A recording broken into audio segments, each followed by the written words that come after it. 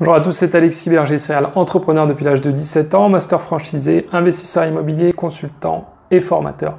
Aujourd'hui, nous allons voir à quel moment, quel est le meilleur moment de l'année pour ouvrir votre commerce, votre point de vente, votre franchise. C'est quelque chose qui est parfois, je trouve, assez négligé.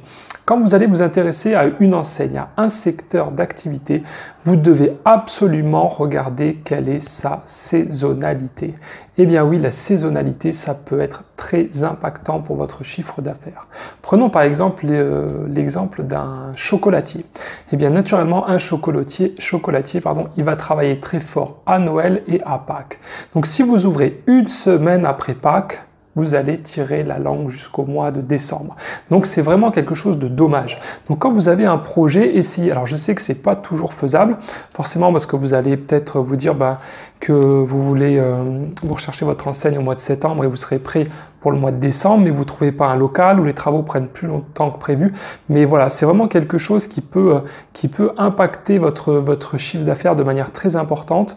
Il y a vraiment certains voilà, ou si vous ouvrez naturellement un magasin de jouets, c'est encore pire. Si vous ratez novembre-décembre, je pense que ça doit représenter 50% du chiffre d'affaires de l'année. Que vous ouvrez le 2 janvier, vous êtes vraiment mal, vous voyez ce que je veux dire. Vous perdez presque une année d'activité, alors qu'au départ, c'est justement là où vous avez besoin de rentrer de l'argent, de vous constituer une trésorerie parce que vous n'aurez fait qu'investir pour faire les travaux, pour acheter le stock, pour payer le franchiseur.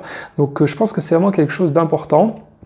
On n'en parle pas beaucoup, mais voilà, en tout cas, regardez ce qui vous plaît et regardez s'il y a une saisonnalité. Il y a vraiment des activités où il n'y a aucune saisonnalité, ou alors elle est peu marquée, mais si vous voulez investir dans un secteur avec une saisonnalité, essayez vraiment, quitte à ralentir, vous voyez ce que je veux dire. Imaginez, vous partez sur un magasin de jouets, vous avez trouvé votre local, il est disponible au 1er juin, vous trouvez que c'est un petit peu tôt, vous préfériez l'avoir au mois de septembre, rien ne vous empêche d'essayer de le négocier avec le bailleur. Alors il va forcément, lui, préférerait le louer au mois de juin, mais dites que vous pouvez un petit peu baratiner, dire que votre prêt, ça prend un peu plus de temps que prévu, etc. Essayez de vous mettre des clauses qui vous permettent de gagner 1 ou 2 mois, parce qu'il vaut mieux que pour vous, ça soit une petite bouffée d'oxygène et que vous démarriez directement sur des bons mois, que de traîner un petit peu les mauvais mois de l'année. Naturellement, même si les mois de novembre-décembre sont les meilleurs dans l'année, n'ouvrez peut-être pas le 1er novembre ou le 1er décembre, parce qu'il faut quand même aussi roder un petit peu l'équipe, donc c'est quand même pas mal avant d'attaquer la grosse période. Idéalement, je dirais qu'il faudrait quand même être ouvert un mois plus tôt, donc c'était dans cet exemple, donc ça serait le 1er octobre, mais ça dépend vraiment des métiers. Naturellement, si vous vendez de la glace, que vous êtes sur un emplacement extérieur, là, c'est l'inverse, il faut être prêt au printemps et pas en fin d'année. Donc voilà, j'espère que cette vidéo vous a plu, que vous ferez attention à ça. Donc ça marche vraiment pour tout, qu'importe les business. S'il y a une saisonnalité dans le business qui vous intéresse, c'est un petit point, c'est pas grand chose, mais faites-y attention.